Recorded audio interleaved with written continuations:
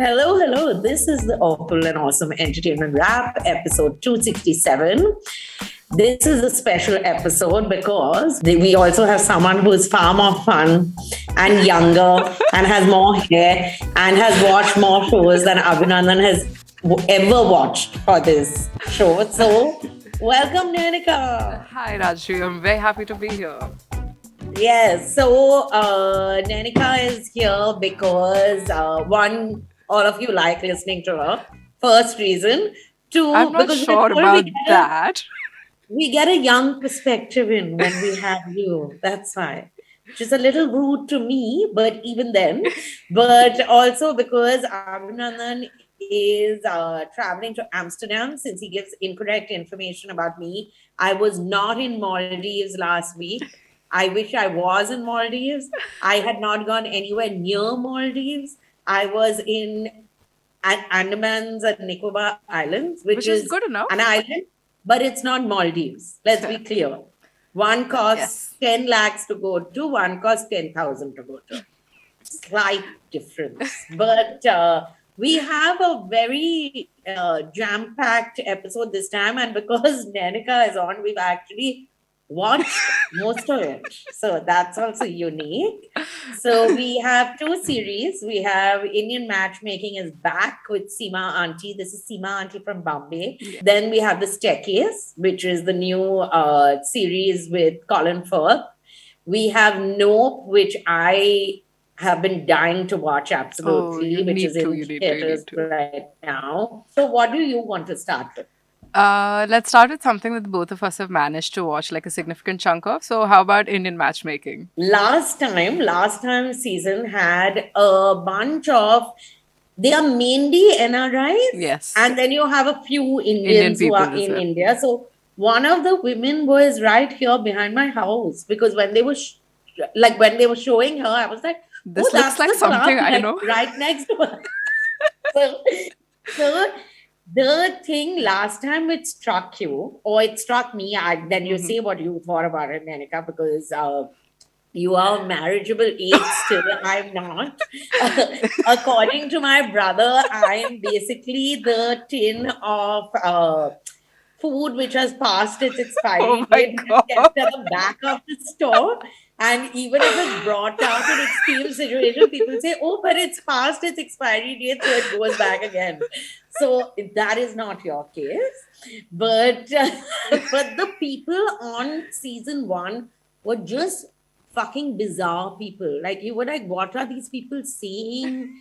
Why are they reacting like this? Why have they put themselves on this show? Like, what the desperation to be famous? But this is the case with this season as well. I mean, they managed to put in like the most bizarre people that you could you could think of, and then you get them to talk about something like marriage and dating, and somehow their views are even more bizarre. That was quite a ride to watch. So how many episodes did you watch?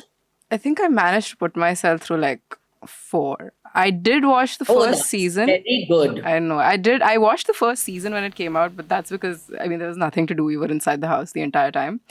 But this time, I had no incentive to, and I watched it, and the people were just so weird and grating. But I managed to get through 4 episodes because I had to talk about it here. Yeah. How much did you watch? So I have to say something about so they have some repeat characters.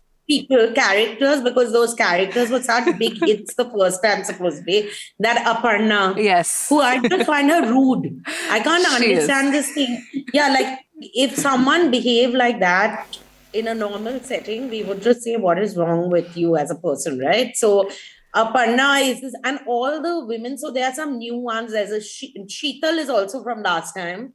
Then there's a woman called Viral and there's a boy called Viral. And they get set up together. So Viral and Viral. And then, so all the women that you see on this show are working women. Yes. Most of them are very successful in their careers. Very career-oriented, all of them. Very career-oriented. Some of them, like that Viral, then there was another Sheetal. Is her name also Sheetal? The last one who ends up, who's Gujarati. She's very nice. Some of them are very attractive women also. All of them are quite good looking. Yeah. Yeah, are quite attractive women. The men are not that nice looking as the women are. Let's put it that way. But it's okay. They're not doing any weightlifting in the personality department either. So it's, So there's the Nasik boy who says, I'm single only because I'm in Nasik. Exactly. Which was like, and he has a chick farm. Yes, he has a chicken farm.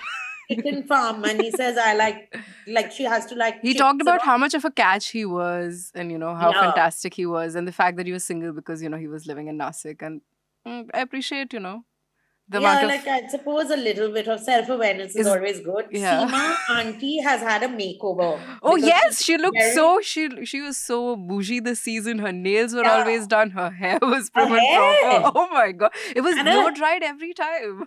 Listen, her hair changes color in the last episode, and it's very Sex in the City, right? Because it ends with her opening the cab door, and like Carrie Bradshaw steps out in her Jimmy Choo's. Seema auntie steps out in these like massive stilettos and walks down the bridge, and you're like, what is happening over here? But I like so that girl that check came in. The first season check came in very handy for Seema auntie. So I'm glad to see that. At least she's doing well. She's happy and thriving. Listen, she must have been paying a really fat bomb for this. Not just for the show. I think like just the matchmaking business also. I'm sure like the family she's contacting and successfully matchmaking, I'm sure they would be giving her like a significant amount of money. So I did have some observations. One is that marriage in itself to me is a very it's a very archaic system. I feel that you are getting, if you need to be with, I clearly feel that since I'm not married, that you need to believe in a structure in which the government and courts are like, you need to be legally bound to someone. I just feel that it's a way of making it very difficult for someone to break up with you. Because even I'd be like, okay, all our bank accounts, I'd link together now. Everything, my all property we share. It's too much for me also. But I had to ask you, say, if not Seema auntie, say some Delhi equivalent if Seema auntie was setting you up, what would your criteria be, Rajshri? I'm very picky. Please tell me. I would love to hear this. Shall we do it like that checklist? Yes. Who did you dislike the most? I can't bear that Aparna. And I can't bear that it was so Nadia. Strange that in the second season, the cheekbones? No, and the crying, she rejected someone. And then she got rejected. And I was like, I think they put it in to show that. Absolutely. And it was like snap, right? Like in that same episode, I think she rejected that guy. And then in the same episode, she got rejected as well. And then she said that thing.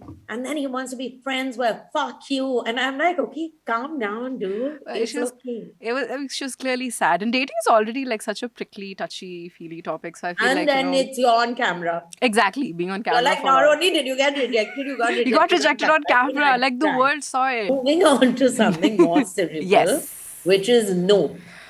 Oh, have you watched the trailer, Rajshri? No. Have you watched the trailer? I've watched the trailer. I also used to watch a lot of Key and Peele. Oh, yeah. So I find it amazing that Jordan Peele had so much intellect in him. Pivoted from comedy to horror. Yeah, and so I watched Us and Get Out, and there's one more, I think, or is it just these two? 3. So Get Out, Us, and then Nope. I'm still trying to decide, like, what is it about the movie that has, like, blown me away or stayed with me, and I don't think there's, like... Okay. There's nothing on the first watch that has, like, stayed with me forever. But despite that, I still think it was a good movie, and I feel like on the second rewatch, or maybe the third time I watch it... I will, like, I'll understand it more. I'll realize, like, I'll be sympathetic to it more, and I'll sort of, gain a deeper understanding with this movie. Not to say that you can't go and watch it the first go. It's still pretty solid. But yeah, I feel like, it's one of those movies that is I feel like it is going to hold up the test of time, which is what I liked about it. The horror wasn't intense. It was so what is the basic premise of it? Like, you can't give away the full thing because it... Yeah, the So, basic but premise is Daniel Kaluuya, who plays Otis Jr. He lives in a farm, like a horse ranch, okay. which is so Huh. apparent. So Kiki Palmer is his sister, and these two siblings, their great great grandfather or somebody, the very first motion picture like that was ever made, it was a jockey atop a horse, and it was like 4 pictures of like that horse galloping, and it was stitched together to make a movie. So they basically talk about, so the jockey was like the great great grandfather of these two, Daniel Kaluuya and Kiki Okay. Palmer's character. So they have this horse ranch and they're animal wranglers for movies. So say they have a bunch of horses and say you want horses in advertisements or movies, etc., etc. So they do that. That's their business, but they're losing a lot of money, and it's clearly like, they're finding it difficult to like keep this farm running. So they're having to sell off their horses, etc., etc. That's the premise. And then they live in this ranch which is somewhere like a little outskirts of the desert in LA. And then strange things start happening, like start Okay. falling from the sky. Essentially, there's something in the sky that is a little that is off, and that's how the story proceeds. Okay. I don't want to give away too much of it, Yeah. because Did you get scared, or is it more suspense than horror? I did not get scared, but it's also that I am not prone to getting scared. Yeah, like me, I don't get scared while watching Exactly. So horror. if you do not get scared, it's not going to scare Yeah. you at all. I think there's maybe 1, 2 jump scares that you'd react to, but there's nothing scary. To listen to the rest of the podcast, you're going to have to subscribe, log on, and listen to us, and catch you all in the audio world now. The subscription model is something that keeps News Laundry afloat, but we need hundreds of thousands of people to completely transform the news ecosystem. So you pay for news, so it serves you. So click on the link with this video, subscribe to News Laundry and pay to keep news free, और गर्व से कहो, मेरे खर्च पर आज़ाद है खबरें.